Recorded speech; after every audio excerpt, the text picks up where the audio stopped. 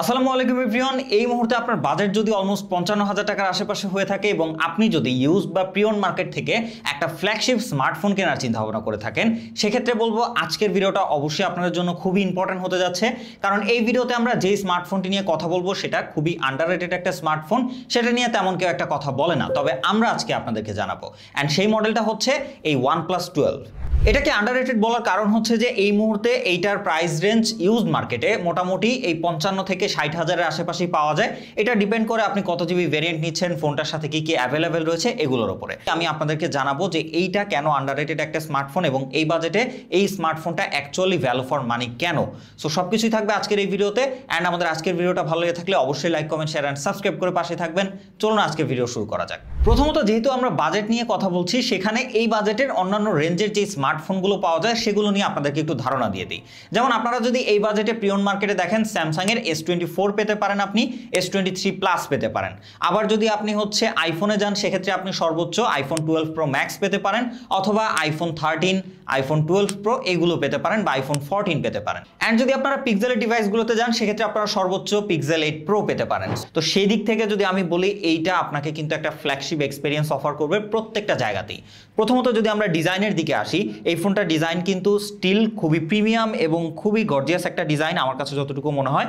Side এবং ওপরে সব দিকেই কার্ভ করা, সো যার জন্য কিন্তু আপনারা এটা ধরে বেশ কমফোর্টেবল একটা ফিল পাবেন। ফোনটা খুবই heavy, aluminium frame, glass back, so সেদিক থেকে আপনি কিন্তু খুবই প্রিমিয়াম একটা হ্যান্ড ফিল পাবেন এই ফোনটা যদি আপনি হাতে নেন তাহলে। এবং 120 গ্রাম ওজন, সো যথেষ্ট ভারী একটা স্মার্টফোন। এবং এইটাতে IP65 এর ডাস্ট এবং ওয়াটার রেসিস্ট্যান্ট রয়েছে, এবং রয়েছে কর্নিং গরিলা গ্লাসের সাপোর্ট পেছনে এবং সামনে কর্নিং গরিলা গ্লাস ভিক্টাস 2। সবকিছু মিলিয়ে যথেষ্ট শক্তপোক্তই বলা যাচ্ছে এই স্মার্টফোনটিকে। এরপরে যদি আমরা ডিসপ্লের কথা বলি, এই ফোনটা ব্যবহার করে কিন্তু ভাই ডিসপ্লেতে আপনি জোস একটা এক্সপিরিয়েন্স পাবেন কন্টেন্ট ওয়াচিং এর ক্ষেত্রে। ফার্স্ট অফ অল, এইটার যে কার্ভ সেটা অনেক বেশিও না, আবার অনেক কমও না, একদম আমার কাছে মনে হয় যে পারফেক্ট কার্ভ এটাকে বলে। এখানে আপনারা পাবেন একটা LTPO AMOLED display, 1 billion colour supported, 120 hertz refresh rate এবং 2160 হার্জের PWM ডিমিং সাপোর্ট রয়েছে, ডলবি ভিশন রয়েছে, HDR10+ রয়েছে, এবং এইখানে 4500 নিটস পিক ব্রাইটনেসের সাপোর্ট রয়েছে এবং 1600 নিটস HBM। সো বুঝতেই পারছেন ওভারঅল এই ডিসপ্লেটা কিন্তু আপনাকে যথেষ্ট ফ্ল্যাগশিপ একটা এক্সপিরিয়েন্স দিবে। এটা দিয়ে আপনি কন্টেন্ট ওয়াচিং করেন, বা ইউটিউবে ভিডিও দেখেন, বা নেটফ্লিক্সে ভিডিও দেখেন, মুভি দেখেন, বা রেগুলার লাইফে ব্যবহার করেন, সব জায়গাতেই আপনি একদমই প্রিমিয়াম একটা এক্সপিরিয়েন্স পাবেন একটা ফ্ল্যাগশিপ ফোন থেকে, যেরকম এক্সপিরিয়েন্স আমরা আশা করি। কালার রিপ্রোডাকশন, কালার অ্যাকুরেসি, বা হচ্ছে ভিউইং অ্যাঙ্গেল, সব দিক থেকে আপনি জোস এক্সপিরিয়েন্স পাবেন। খুবই ক্রিস্পি এবং শার্প একটা ডিসপ্লে এটি, এবং এর যে 120 হার্জ রিফ্রেশ রেট সেইটা এর অক্সিজেন ওএসের সাথে মিলে কিন্তু জোস একটা ফ্লুয়েন্ট এক্সপিরিয়েন্স আমাকে দিয়েছে, যার জন্য আমি প্রায় 1.5 বছরের মতো OnePlus 12 বার ব্যবহার করার পরও আবার সেই OnePlus 12-এ শিফট করেছি। এছাড়া ভালো লাগার আরও কিছু ব্যাপার রয়েছে, যেমন হচ্ছে এর স্পিকার কোয়ালিটি এবং এর হেপটিক ফিডব্যাক। অ্যান্ড্রয়েড ফোন হিসেবে এর হেপটিক ফিডব্যাক যথেষ্ট স্ট্রং রয়েছে, যথেষ্ট ভালো ফিল করা যায়, এবং এর যে সাউন্ড কোয়ালিটি সেটাও কিন্তু যথেষ্ট ক্ল্যারিটি এবং যথেষ্ট লাউডনেস রয়েছে। ডুয়েল স্টেরিও স্পিকারটা যথেষ্ট ভালো একটা এক্সপিরিয়েন্স আপনাকে দিবে রেগুলার লাইফে যখন আপনি কন্টেন্ট ওয়াচিং করবেন বা এর স্পিকারটা আপনি ব্যবহার করবেন।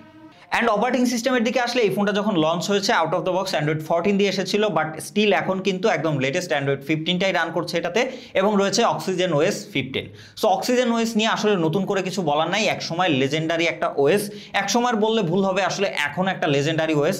যারা ব্যবহার করেন অক্সিজেন OS তারাই জানেন এটার ফ্লুয়েন্সি কতটা বেটার এবং এটা কতটা স্মুথ বা একটা বেটার পারফরমেন্স দেয়। তো সেক্ষেত্রে এইটার UI নিয়ে আমি একদম যথেষ্ট স্ট্রংভাবে আপনাদেরকে বলতে পারি যে আপনি যদি অক্সিজেন OS ব্যবহার করেন তাহলে তো জানেনই, এবং না করলেও বলে দিচ্ছি যে খুবই প্রিমিয়াম একটা পারফরমেন্স বা এক্সপিরিয়েন্স আপনারা পাবেন এইটা থেকে। এছাড়া পারফরমেন্স সেক্টরও কিন্তু আপনারা একদম ফ্ল্যাগশিপ 8 Gen 3 প্রসেসরটাই পেয়ে যাচ্ছেন লাস্ট ইয়ারের। তো সেক্ষেত্রে বলাই যাচ্ছে যে এইটা থেকে আপনি পারফরমেন্সের দিকেও কিন্তু জোস এক্সপিরিয়েন্স পাবেন উইথ UFS 4.0 স্টোরেজ। সব কিছু মিলিয়ে একদম তুখোর পারফরমেন্স। আপনারা যদি এটা দিয়ে গেমিং করেন, রেগুলার লাইফে ব্যবহার করেন, হেভি অ্যাপ্লিকেশন ব্যবহার করেন, মাল্টিটাস্কিং করেন, সব জায়গাতেই কিন্তু জোস একটা এক্সপিরিয়েন্স পেয়েছি আমরা। এটা দিয়ে পাবজিতে আপনারা 120 FPS এ গেমিং করতে পারবেন, এবং গেমিং যথেষ্ট স্মুথনেস ছিল, এবং আমরা লং টাইম গেমিং করেও কিন্তু খুব একটা ল্যাগ ফ্রেম ড্রপের দেখা আমরা পাইনি। এবং মজার ব্যাপার হচ্ছে যে এই ফোনটা কিন্তু খুব একটা হিট জেনারেটও করে না। আমরা সবাই জানি 8 Gen 3 কিন্তু যথেষ্ট পরিমাণে হিট জেনারেট করে, বাট OnePlus-এর এই ফোনটা ব্যবহার করে আমি কিন্তু তেমন ওভার হিট টাইপের কোনো প্রবলেম কখনোই দেখিনি। এটা দিয়ে আমরা লং টাইম ভিডিও করেছি, ক্যামেরা স্যাম্পল নিয়েছি, বা গেমিং করেছি, আমার রেগুলার লাইফের সব অ্যাপ্লিকেশনগুলো আমি ব্যবহার করেছি, মাল্টিটাস্কিং করেছি। ওভারঅল কিন্তু আমরা কখনোই ওভার হিটিংয়ের মতো প্রবলেম এটাতে পড়িনি। পাবজি লং টাইম প্লে করেও দেখা যাচ্ছিল যে সর্বোচ্চ 39 ডিগ্রি 38 ডিগ্রি এরকম কিন্তু দেখাচ্ছিল। সবকিছু মিলিয়ে এটার পারফরমেন্স কিন্তু যথেষ্ট স্ট্রং। সো আপনি এই ফোনটা নিলে এই মুহূর্তে একটা ফ্ল্যাগশিপ ফোনের যে পারফরমেন্স সেটাই পাবেন এই ফোনটা থেকে। অ্যান্ড ফাইনালি এর ক্যামেরা সেগমেন্টেও কিন্তু আপনারা একটা ফ্ল্যাগশিপ টাচই পেয়ে যাচ্ছেন। এখানে টোটাল 3টা সেন্সর ব্যবহার করা হয়েছে, যার প্রথমটা হচ্ছে 50 মেগাপিক্সেলের মেইন সেন্সর, যেটাতে ওআইএস এর সাপোর্ট রয়েছে একটা 64 মেগাপিক্সেলের পেরিস্কোপিক টেলিফটো লেন্স, এবং এইটাতেও কিন্তু ওআইএস এর সাপোর্ট রয়েছে এবং 3x পর্যন্ত আপনারা অপটিক্যাল জুম পাবেন। অ্যান্ড ফাইনালি রয়েছে একটা 48 মেগাপিক্সেলের আলট্রাওয়াইড লেন্স। সো বুঝতেই পারছেন যে এখানে 3টা লেন্সই কিন্তু একদম অন পয়েন্ট, মানে একদম কাজের লেন্স, কোনো আলতু ফালতু লেন্স নাই, এবং প্রত্যেকটা রেজুলেশন যথেষ্ট ভালো। অ্যান্ড যেই আউটপুটটাই আমরা দেখতে পেয়েছি কিন্তু এর ক্যামেরা সেন্সরে বা হচ্ছে এর ক্যামেরা পিকচারে। সেক্ষেত্রে যদি আমরা এর পিকচার স্যাম্পলের কথা বলি, এর 3টা লেন্স দিয়ে কিন্তু আপনি খুবই শার্প এবং ডিটেল এক্সপিরিয়েন্স পাবেন পিকচারের ক্ষেত্রে। ফার্স্ট অফ অল এর আলট্রাওয়াইড লেন্সের কথা বলি, এখানে 48 মেগাপিক্সেল হওয়ার কারণে এইটা ডিটেল শার্পনিং কিন্তু এই বাজেটের অন্যান্য যদি আপনি আলট্রাওয়াইড দিয়ে ছবি নেন সেগুলোর থেকে ম্যাক্সিমাম জায়গাতেই কিন্তু এটা এগিয়েই থাকবে ডিটেলের দিক থেকে। এছাড়াও শার্পনিং, এছাড়াও হচ্ছে কালার মেইনটেন এবং ডাইনামিক রেঞ্জ, এক্সপোজার ব্যালেন্স, সব দিক থেকে কিন্তু আমরা এই আলট্রাওয়াইডে যথেষ্ট পরিমাণ একটা ডিটেল দেখতে পেয়েছি। এর পাশাপাশি এর মেন সেন্সর দিয়েও কিন্তু আমরা খুবই ভালো পিকচার আউটপুট পেয়েছি ডে লাইটে। আপনারা যদি ছবিগুলো দেখেন যে আমরা যে সময় আসলে পিকচারগুলো নিয়েছি ম্যাক্সিমাম সময় আসলে মেঘ বা হচ্ছে আলো কম ছিল। আপনারা হয়তো সবাই জানেন এই মুহূর্তে বাংলাদেশের অবস্থা, সব জায়গাতেই বৃষ্টি বা মেঘ বা আলো কম দিনের বেলাতেও।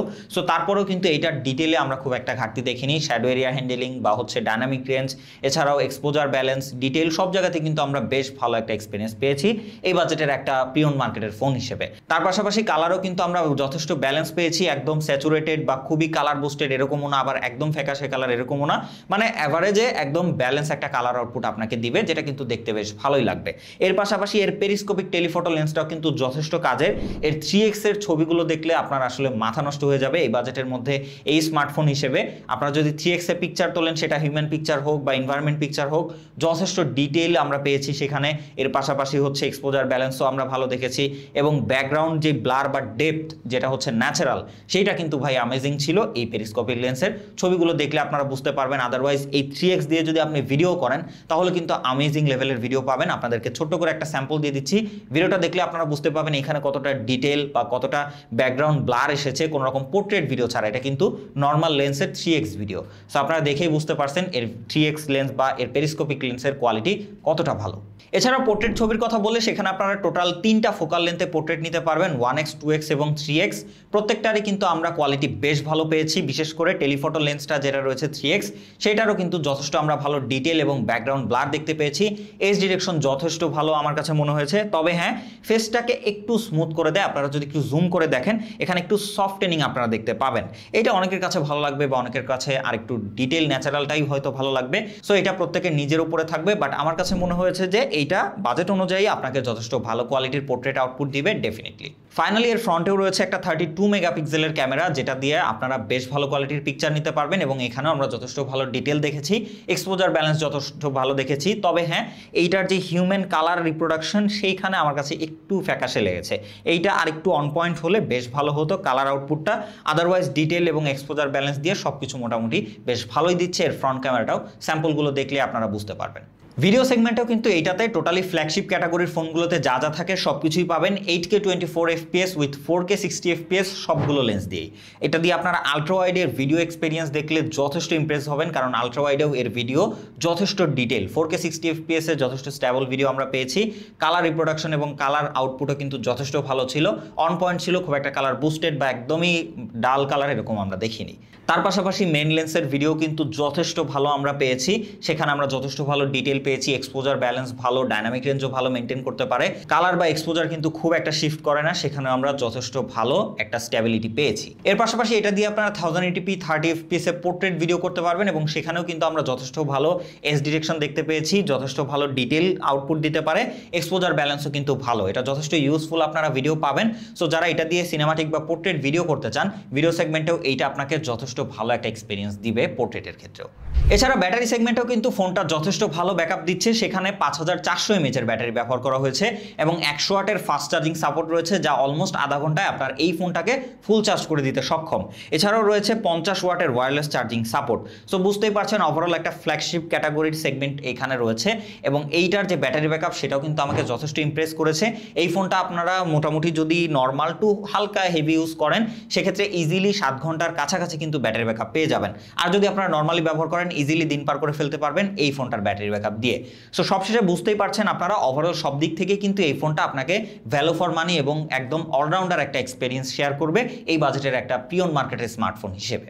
ফাইনালি ভিডিওর এই পর্যায়ে এসে আপনাদের কিছু ছোটোখাটো কোয়েশ্চেন বা কনফিউশনের অ্যান্সার দিয়ে দিই। প্রথমত সেটা হচ্ছে যে OnePlus-এর ফোন নিয়ে সবাই গ্রিন লাইনের চিন্তা করেন, বাট আমি আপনাদেরকে ক্লিয়ার করে দিতে চাই যে OnePlus 12 সিরিজ বা 13 সিরিজে কোনো রকম কিন্তু গ্রিন লাইনের কোনো ইস্যু নাই। আমি 12 আর মোটামুটি 1.5 বছর একদম টপ বা একদম লেটেস্ট আপডেট পর্যন্ত ব্যবহার করেছি, কোনো রকম কোনো ঝামেলা হয়নি। আবার এই যে OnePlus 12-এর কথা বললে এটাতেও কিন্তু তেমন কোনো রকম ঝামেলা বা গ্রিন লাইনের প্যারা আপনারা আপাতত পাচ্ছেন না।